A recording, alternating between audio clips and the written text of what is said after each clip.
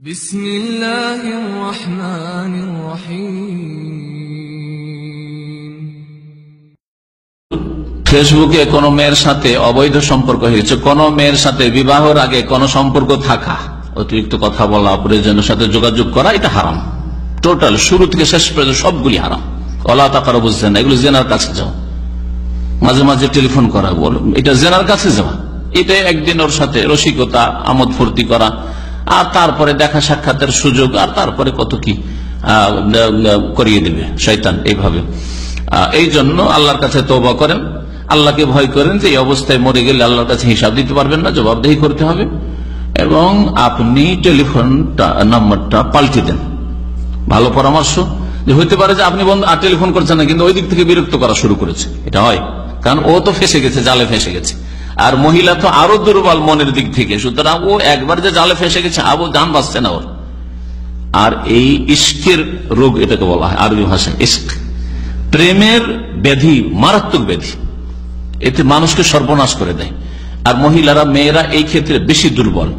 সেই জন্য আপনি আপনার টেলিফোন চেঞ্জ করে দেন, যোগাযোগ বন্ধ করে দেন, বা ফেসবুকের আপনার ওইটা ক্যান্সেল করে দেন, ক্লোজ করে দেন, যাতে করে আপনার সাথে আর যোগাযোগ না করতে পারে। আল্লাহর কাছে তওবা করেন। 2-4 দিন কষ্ট হবে, আর যখনই কষ্ট হবে, ঘুম আসছে না, বেশি বেশি জিকির আজকার করেন, বেশি বেশি তওবা ইস্তেগফার করেন, আল্লাহকে ডাকেন, কোরআন তেলাওয়াত করতে থাকেন। দেখবেন যে 2-4-10 দিন পরে অন্তর থেকে সেটা মুছে যাবে।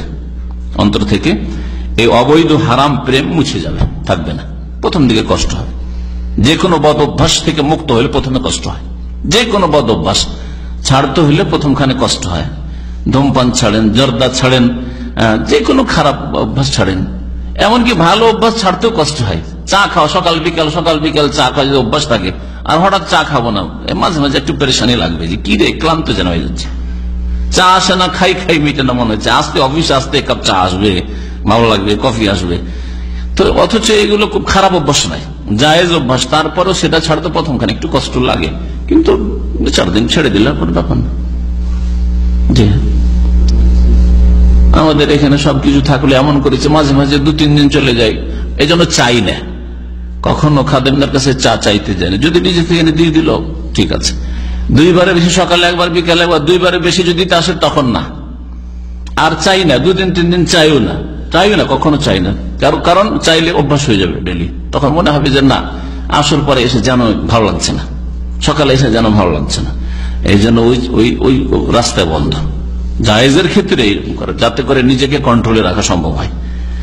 হ্যাঁ, নফসের গোলামি না করে, নিজের গোলামি নিজে না করে আল্লাহ পাকের গোলামি করতে অভ্যস্ত হন, দেখবেন পাপ থেকে মুক্ত হয়ে যেতে পারবেন।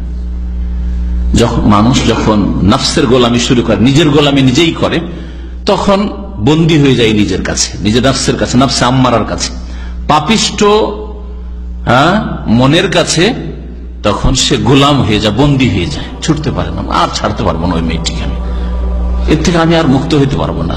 জর্দা তামাক ছাড়তে পারবো না, বিড়ি মারা ছাড়তে পারবো না, হস্তমৈথুন ছাড়তে পারবো না। সব ছাড়তে পারবেন, আল্লাহর গোলামি করতে হবে। দুনিয়ার সমস্ত গোলামি থেকে বন্ধনকে ছিঁড়ে ফেলতে হবে। কারো গোলাম না, আল্লাহ পাকের গোলাম।